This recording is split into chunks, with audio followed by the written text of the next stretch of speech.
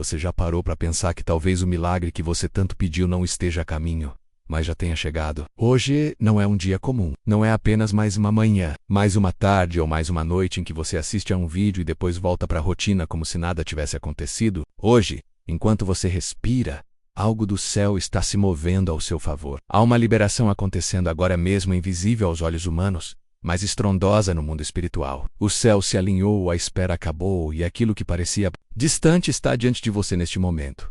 E eu não estou falando de um sentimento vago ou de uma esperança frágil. Estou falando de respostas concretas, de portas que antes estavam fechadas e que agora começam a se abrir, de curas que começam de dentro para fora, de situações que até ontem pareciam sem solução e que de repente ganham um novo rumo. É como se o próprio Deus tivesse decidido interromper o curso natural da sua vida para mudar tudo de lugar, reposicionar cada peça e te colocar na rota exata do cumprimento das promessas. Eu sei que você está acostumado a viver entre orações e você se doa pelos outros, administra silenciosamente dores que poucos imaginam, mantém a casa de pé, enfrenta diagnósticos com coragem, segura palavras que poderiam ferir, silencia angústias para não pesar o ambiente. E, mesmo assim, continua.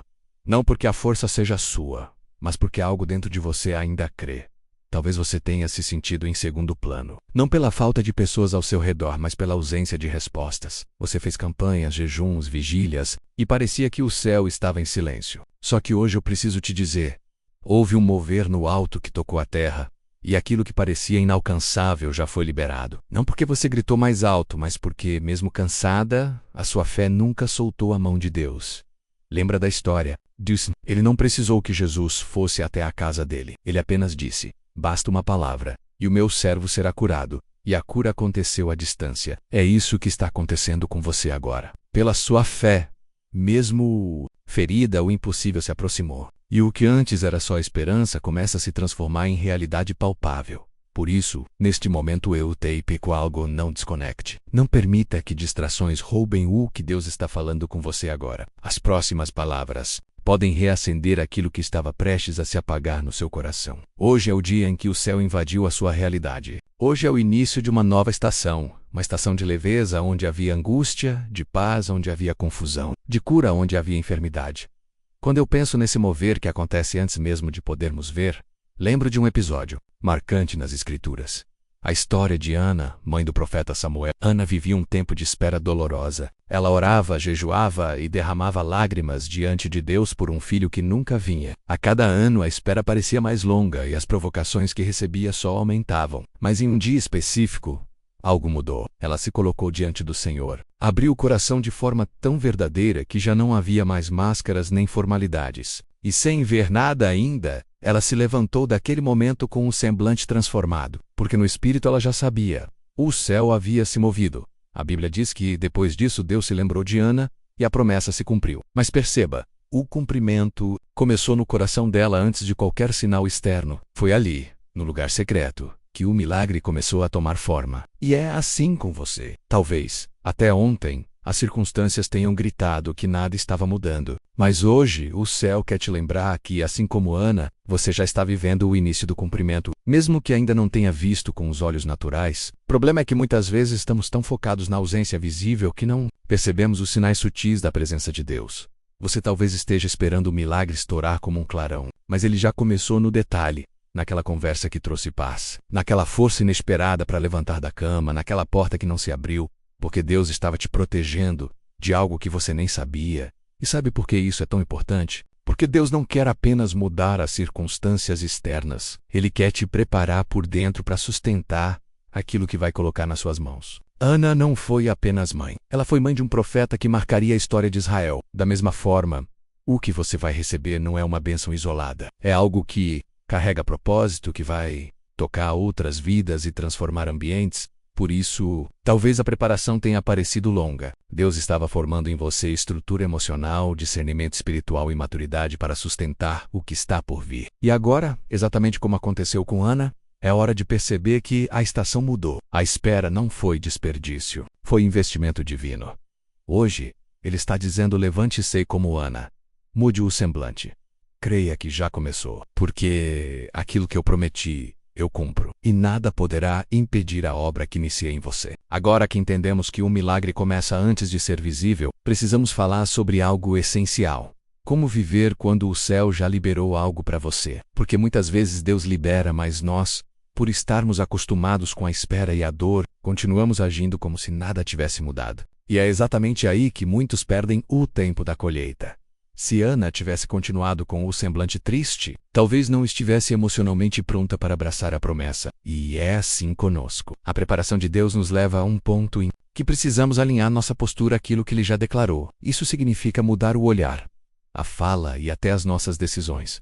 Primeiro, mude o olhar. Pare de olhar para as circunstâncias como se elas fossem a verdade absoluta. A palavra é mais verdadeira do que o que você vê.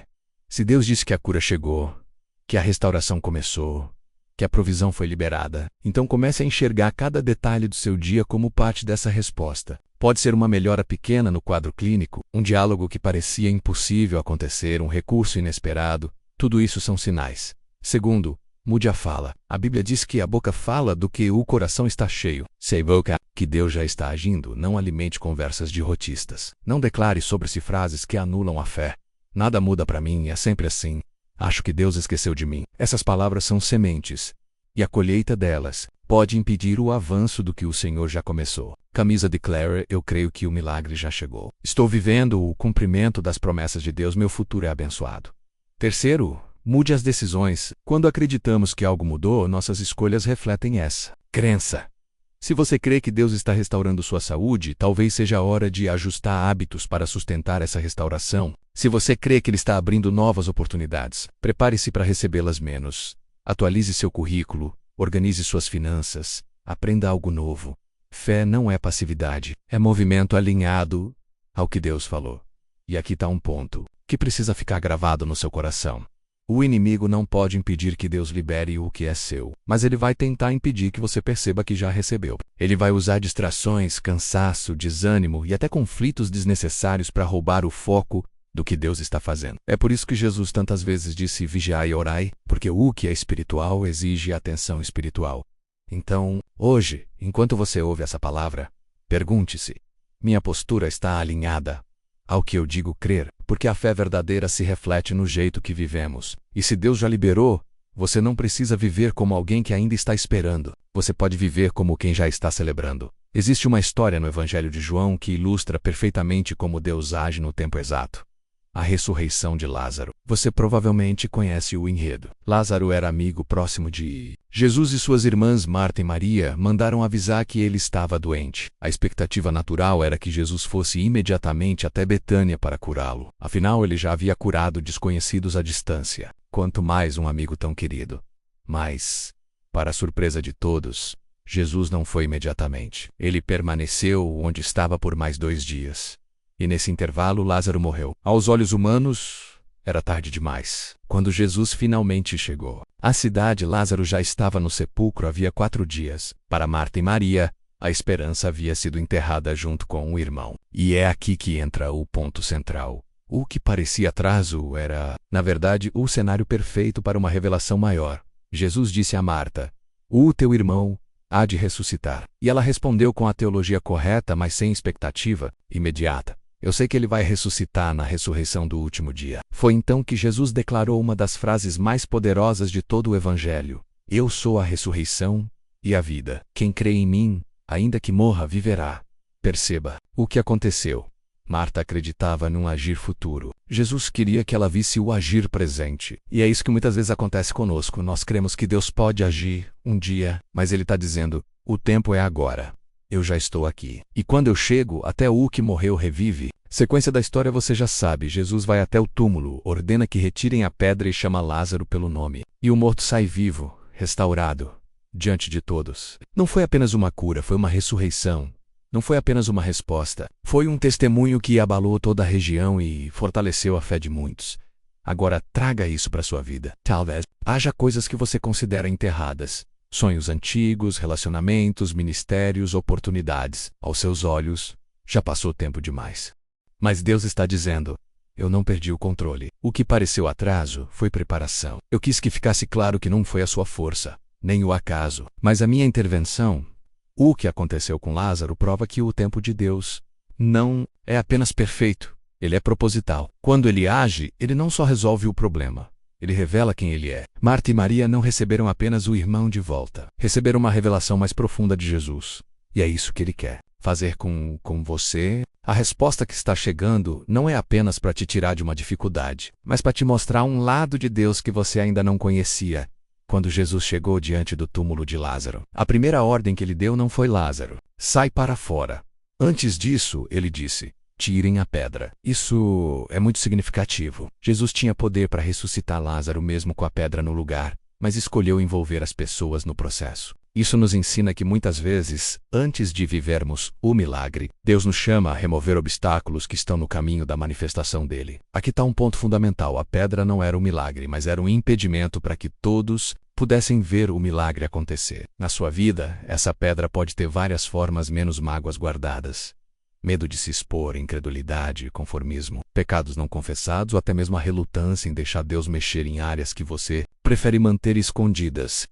O primeiro passo é identificar a pedra. Pergunte ao Espírito Santo: o que ainda está bloqueando o agir de Deus na minha vida? Às vezes é algo que você já sabe, mas tem adiado lidar. Outras vezes, ele vai te mostrar coisas que você nem imaginava serem um obstáculo. Segundo passo é obedecer mesmo sem entender tudo. As pessoas que estavam ali poderiam ter questionado: por que tirar a pedra de um corpo que já cheira mal? Já não tem mais jeito. Mas elas obedeceram. E é exatamente assim conosco. Muitas vezes Deus vai nos pedir para fazer algo que parece pequeno ou até sem sentido, mas que é a chave para destravar o impossível.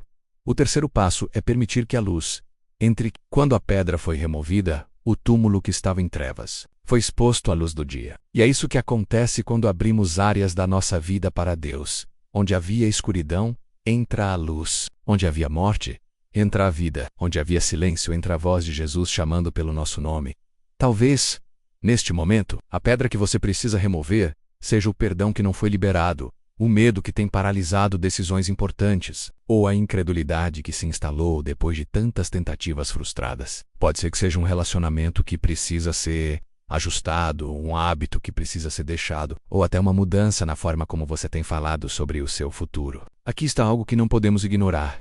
A pedra é pesada, ela exige esforço. Você pode até precisar da ajuda de outros para movê-la. Isso significa que, às vezes, o milagre também envolve comunidade. Envolve se abrir com pessoas de confiança, envolve pedir oração, envolve estar cercado de quem vai te ajudar a manter a fé. Assim como em Betânia, o mesmo Jesus que te pede para remover a pedra é o que vai chamar a vida de volta. Ele não vai te deixar sozinho nesse processo, mas é preciso dar o primeiro passo e dizer: Senhor, eu removo tudo o que impede a tua glória de se manifestar na minha vida.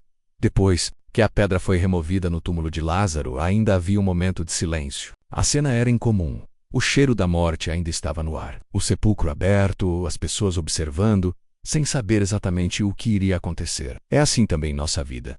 Muitas vezes, removemos as pedras, damos passos de fé, obedecemos, e ainda precisamos enfrentar um período em que aos nossos olhos nada mudou.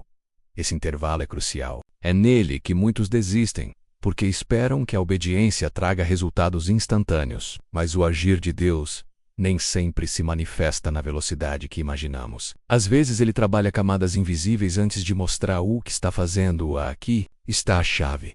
Permanecer firme mesmo quando nada parece estar acontecendo. Foi nesse momento que Jesus orou em voz alta. Não porque ele precisasse. Ele mesmo disse que o Pai sempre o ouvia, mas para que todos ao redor fossem fortalecidos na fé. Isso nos ensina que, no período entre a obediência e a manifestação, precisamos encher o ambiente com oração e declaração de fé. Talvez você esteja nesse exato ponto. Você já tomou decisões difíceis, já perdoou, já entregou, já confiou, mas ainda não vê o quadro completo. Esse é o momento de vigiar contra 3 armadilhas comuns. A armadilha da dúvida. O inimigo vai tentar te convencer de que nada mudou e que você apenas se iludiu. Lembre-se, o cumprimento das promessas de Deus não depende de evidências imediatas, mas da fidelidade dele.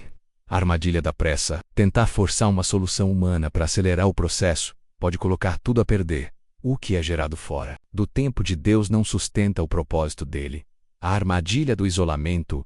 Quando não vemos resultados, tendemos a nos afastar das pessoas e nos fechar. Mas esse é o momento em que precisamos estar cercados por fé, por gente que nos lembre da promessa e nos ajude a permanecer firmes. Lembre-se, A ordem para remover a pedra não foi seguida imediatamente pelo milagre. Houve uma pausa, e essa pausa foi preenchida pela presença e pelas palavras de Jesus. É isso que você precisa fazer agora. Preencher o tempo de espera com a presença de Deus e com declarações de fé, em vez de ansiedade e murmuração. Quando o momento certo chegar, a voz de Jesus vai atravessar a espera e chamar pelo seu nome. E tudo aquilo que parecia perdido, enterrado ou morto, vai responder a essa voz. Assim como Lázaro saiu do sepulcro, o que é seu vai se manifestar. Diante de todos, a sua parte agora é permanecer no lugar da fé. Não volte a colocar a pedra onde ela já foi removida. Continue com o coração aberto, os ouvidos atentos e a mente firme na certeza de que aquele que começou a boa obra é fiel para completá-la. Depois que a pedra foi removida no túmulo de Lázaro, ainda havia um momento de silêncio.